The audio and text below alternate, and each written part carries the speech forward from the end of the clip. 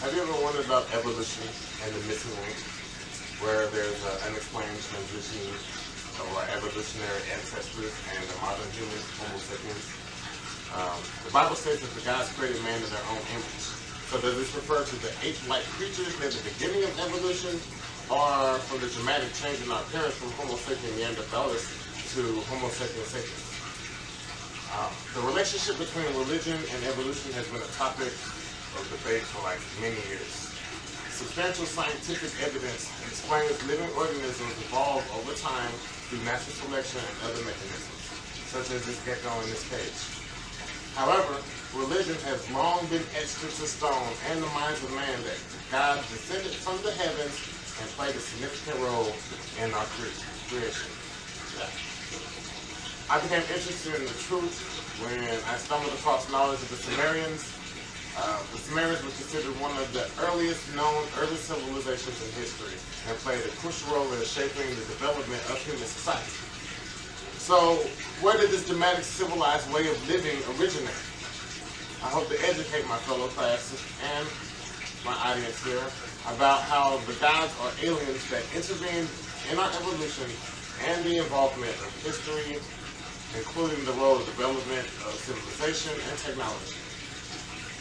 Excuse me, did you hear me? I just said the gods are aliens that experimented on our species and taught us how to better our lives. Alright, so Homo sapiens neanderthalis, commonly known as the Neanderthals. They're the closest extinct relatives of modern humans. They're the closest thing to what we were. Neanderthals had a robust, stocky build. They were hairy. They adapted to live in cold environments. Neanderthals are believed to have lived in small groups, and there's evidence suggesting that some of the symbolic behavior and, I guess, communities of these Neanderthals were, I don't know, pretty primitive. Neanderthals went extinct, however, the reason is unknown, but there's DNA evidence from fossils that reveal that Neanderthals and early humans interbreeded, meaning that they were in the same area. They intermingled with one another. The gods experimented on the Neanderthals and created modern man. Their image must have less hair since that gene that's within us is now suppressed. In the Sumerian language, Anunnaki translates to those who from heaven to earth come. Pretty much came from the sky. It came from out there to us on earth. Based on interpretations of ancient Sumerian texts such as the Epic of Gilgamesh, the Enuma Elish, and as well as ancient mythologies and religious stories, the Anunnaki were extraterrestrial beings who visited, experimented on, and influenced the development of early civilizations.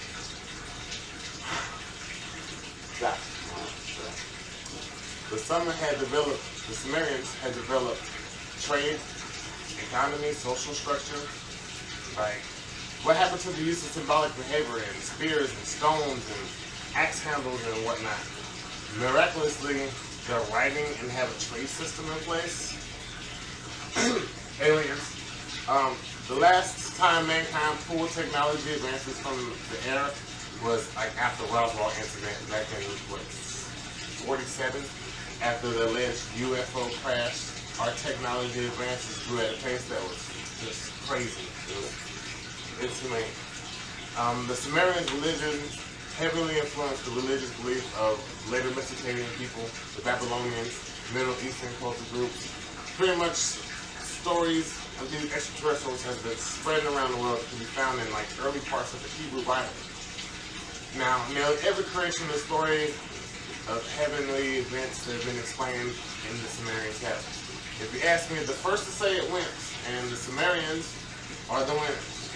I'm sure you're wondering right now why this is important. It's not. Not as least as important as why the Anunnaki tampered with our species, but that's another topic. So in conclusion, evolution is as real as the alien gene spliced in our ancestors into the people we become. Religion is a subversion of the Sumerian tablets that explain how the Anunnaki aliens advanced our species through technology and experimentation. Tonight, if you gaze up into the sky, imagine how much more there is out there than our little blue planet.